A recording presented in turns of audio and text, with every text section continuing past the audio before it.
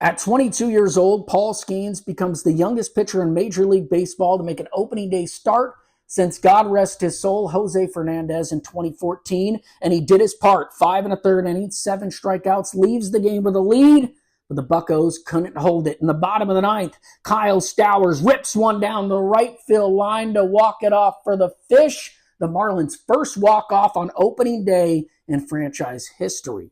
Bing bop, boom, boom, boom, bop, bam. B.O.'s on the type of shit you wouldn't understand. Baltimore sets a franchise record in Toronto with 6 home runs on opening day. Adley Rutschman mashes 2. Cedric Mullins launches 2 of his own. Tyler O'Neill extends his MLB record by leaving the yard on a 6th consecutive opening day, and Jordan Westburg goes back-to-back with Rutschman in the 8th. Mackenzie Gore was on the mound for the Nats, 13 strikeouts, no walks over 6 innings. He joins Bob Gibson as the only pitchers in history with 13 strikeouts, no walks, and a scoreless outing on opening day.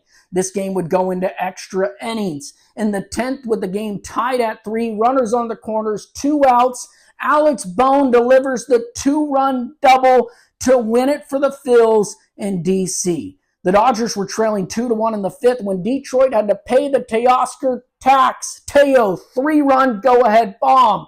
The Greatest Showman adds insurance in the 8th. The Dodgers joined the 0-1 Yankees as the only defending champs to start the following season 3-0.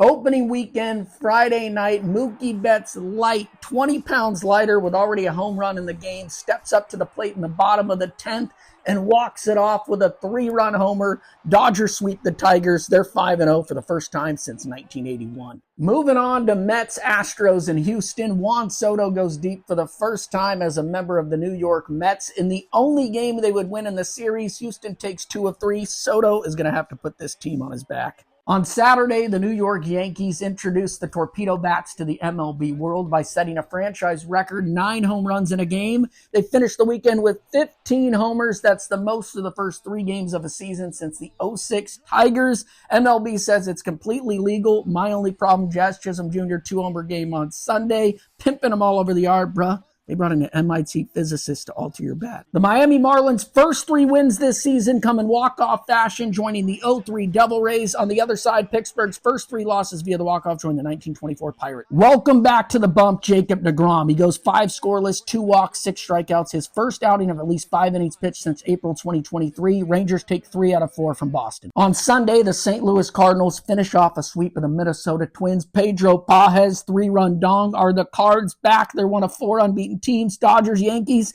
and these Padres sweep the Braves on Sunday Night Baseball. Taking the ball, Nick Pivetta allows just 1 hit over 7 shutout innings.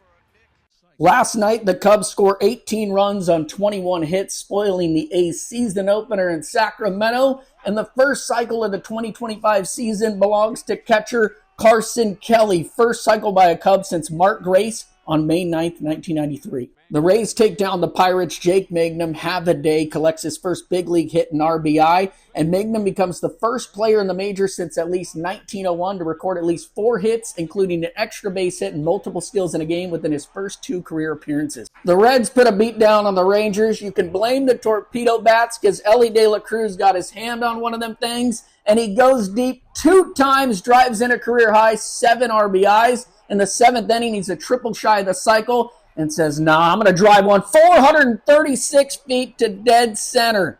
The Padres improved to 5-0 with a win over the Guardians. On the mound, Kyle Hart. Before this game, he was on a list of 24 players who made their MLB debut during the 2020 COVID season and never made it back to the bigs. Known as the Lost Boys, he makes his return and picks up the dub. Following the worst season in MLB history, the White Sox are a 500 ball club. They get 6 no-hit innings out of the veteran Martin Perez. They're the 4th team since 1913 to have a starting pitcher go 5+ innings and not allow an earned run in each of their first 4 games.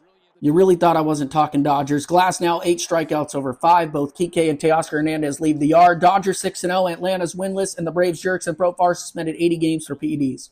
The Yankees 4 outs from putting the D-backs away until certified bopper Eugenio Suarez hits a grand slam off Mark Leiter Jr. Suarez has 5 hits this season, all home runs. Third player to do that since 1900, joining Rob Deere in 1992 and Rodolfo Castro in 2021. 685 days since Dustin May last took the mound for the Dodgers. 5 innings, 1 hit, 6 strikeouts. With the offense stifling through 5 against the reigning Cy Chris Sale, Mookie Betts says, "I'm your Huckleberry." Third go-ahead home run of the season. The Dodgers joined the 1933 Yankees as the only defending champs to start a season 7-0. Wyatt Langford's solo shot in the first inning would hold up for the Rangers because the most underrated pitcher in the game, nasty Nate Eovaldi, tossed what we call a Maddox. It took him 99 pitches to deliver the complete game shut piece against the Reds. Kyle Tucker was just 2 for 16 through his first 4 games with the Chicago Cubs. Since then, he's 10 for 18 with a 1.3 OPS, and for the first time in his career, he goes deep for a 4th consecutive game. The Cubbies better drop the bag right now. After blowing 2 different leads late, Kyron Paris Hilton gives Angel fans a simple life with a 2-out go-ahead single in the 11th.